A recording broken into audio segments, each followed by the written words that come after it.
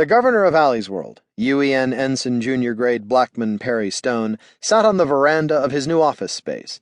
He tried desperately to avoid wishing for something exciting to happen.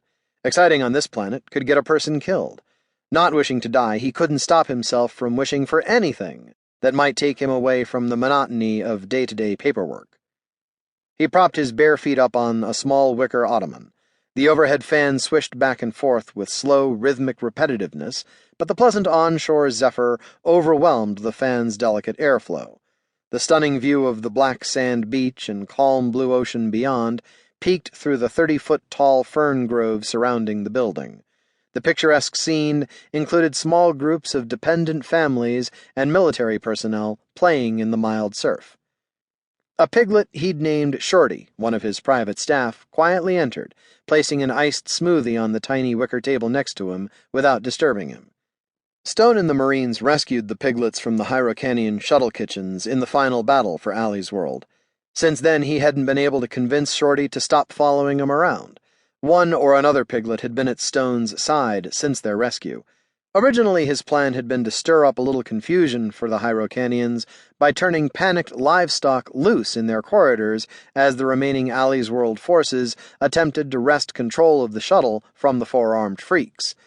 The piglets weren't simple food stocks and adopted him as their savior, especially Shorty and his female companion Sissy. Stone felt obligated to include both on his private staff. They were not true piglets, but the small sentient creature's resemblance to Earth piglets was remarkable, and to folks partial to bacon, sausage, and chops, the similarities were disturbing.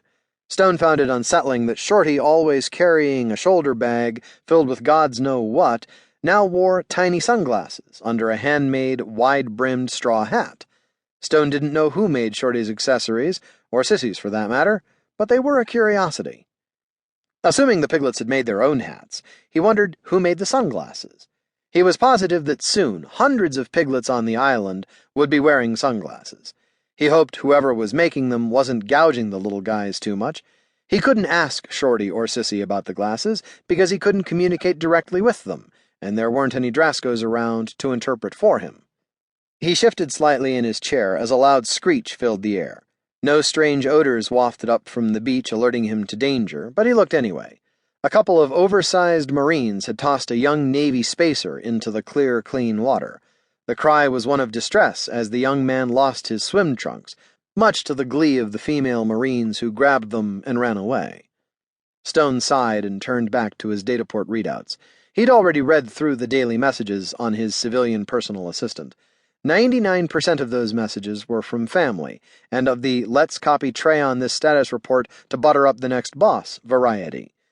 There had been one distressing message from his girlfriend, Marine First Lieutenant Allison Vedrian. She was on leave, and had just checked into the hotel. The message had videos of the penthouse suite, her glowing report on how excited she was, and how she couldn't wait for him to join her in 3 days. The message was already a week old, and his message to her saying he would be even later than their Plan B schedule hadn't reached her yet. He'd desperately needed to join her. They hadn't wanted to travel separately.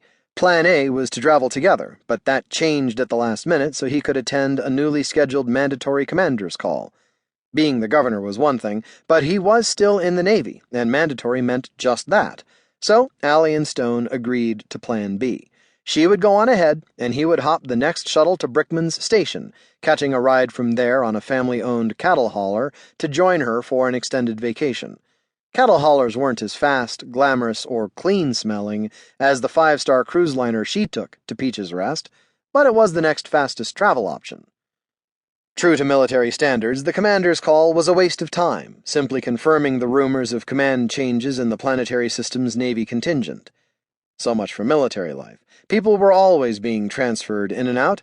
No specifics were shared, except for Vice Admiral Temple's upcoming promotion and assignment to Lazzaroni Station, much to everyone's disappointment, approval, or cause for celebration, depending on their relationship with the Admiral. Stone longed to join Allie. If given enough time, Stone could remember and list each time someone or something had tried to kill him, but this job of planetary governor was going to kill him faster than the Hyrocanians, rampaging male Draskos, or murdering criminals ever would. He glanced around his office and realized that what was truly going to kill him was the lack of physical activity. Time with Allie would settle and soothe his aching nerves. To keep listening to this audiobook, I've left you a link in the description so you can do it, at no cost thanks to Audible's 30-day free trial.